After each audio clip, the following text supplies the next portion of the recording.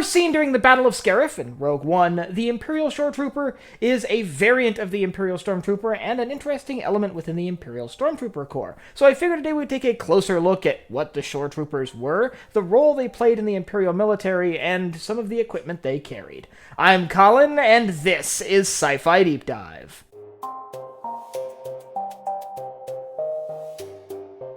So the Shoretroopers are, as I mentioned, a variant of the Imperial Stormtrooper and served within the Imperial Stormtrooper Corps. More or less, they filled the same roles as Imperial Stormtroopers and had very similar rank structures to Imperial Stormtrooper units, with one key difference. They wore a very specialized form of armor designed specifically to be best adapted for warm tropical climates in wet environments, so jungles and beaches, which is why we see them deployed on worlds like Scarif, for example. This armor ultimately was lighter, covering less of the body and likely providing less protection, but offered greater mobility and was likely a lot cooler than the standard Stormtrooper armor. On top of that, it was painted a beige color, which does blend in a little bit better with a sandy beach-like environment, as opposed to the white Stormtrooper armor.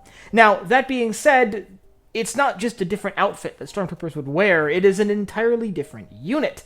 These are technically called Coastal Defense Stormtroopers, and are designed for just that, defending coastlines against enemy assault. For equipment, they often carried the E11, the standard issue blaster rifle for the entire Stormtrooper Corps that we're all very familiar with, but they could also be seen carrying E22 reciprocating double-barrel blaster rifles, particularly on Scarif. These could put down a slightly higher rate of fire, but were far larger and more unwieldy to carry. For sidearms, we see them carrying basically every standard issue sidearm we've seen in Imperial hands, with one addition that's kind of interesting. They're the only units we've ever seen carrying the E11P, a pistol variant of the E11 blaster rifle, which is just an E11 but cut quite a bit shorter. While these coastal defense forces were often tasked with defending military installations, we do see at least a couple times they are charged with patrolling and policing duties near their respective facilities. However, they are quite a rarity. There likely was never many of them.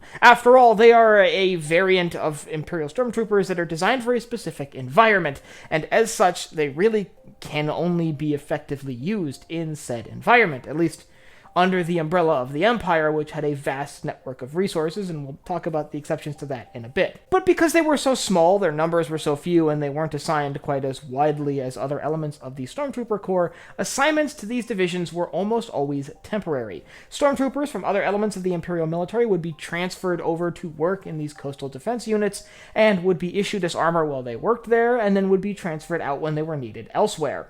As a result, Shoretroopers aren't any more imposing or capable than Stormtroopers. They're simply Stormtroopers in a different set of armor. Quite literally, they are the same people. However, like I said, it's not just a different armor thrown on existing Stormtrooper units. They are shifted around to form separate divisions. That being said, following the fall of the Empire, the role of the Shoretrooper shifted a little bit as Imperial remnants faced massive resource shortages and had to sort of scrounge for what they could to affect the change they desired to effect. As a result, many Imperial remnants were forced to basically make do with whatever they had at their disposal, and sometimes that included Shoretroopers, which we start seeing deployed places that Shoretroopers would never be deployed, including deserts and jungles that are much more controlled than the ones they were designed to work in. It's simply the armor they had available, and that's it. They didn't have the resources to assign the right units to the right locations. We have people, we have a need, we move the people to where the need is. But while Shoretroopers are pretty rare, we still do see them around. They're still out there, and they're still worth talking about.